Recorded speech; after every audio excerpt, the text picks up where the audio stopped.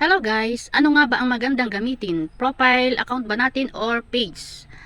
Magkaiba po ang dalawang ito. Unahin po natin sa profile account. O di ba po pag personal account natin ay matagal na natin itong ginagamit.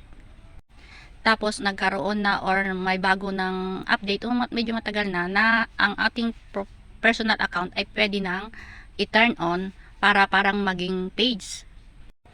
Kaya lang, kapag ito'y tinurn on mo na, syempre, susunod tayo sa mga policy ni Facebook o sa mga kautusan niya. Maraming mga bawal nang ipopost, o di ba?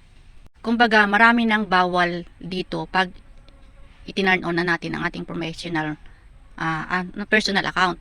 Kasi dati, di ba, pag yung una ay kahit ano i-post mo.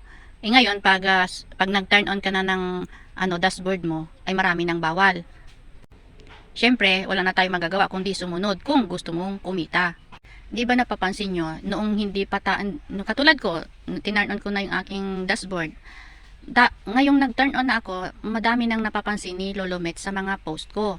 Pag hindi pwede sa kanya, binibigyan tayo ng notification na pinapipili tayo kung i-erase natin, kung ilalagay natin sa friends, o di ba? Hindi katulad noon na wala siyang pakialam kahit anong i-post natin. O di ba? Kasi dati wala pa siyang mga policy or mga patakaran.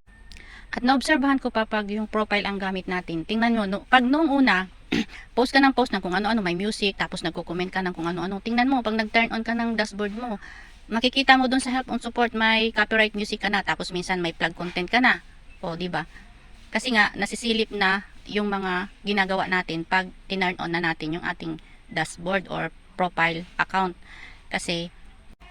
Kasi ganyan ang apekto pag profile yung ginagamit natin. Pero nasa sa atin na din yun kung lilinisin natin yung ating mga account. Ang kinagandahan lang natin dito sa ating personal account pag ayan ang gagamitin natin ay nandyan na yung friends natin ay magiging followers na. Diba?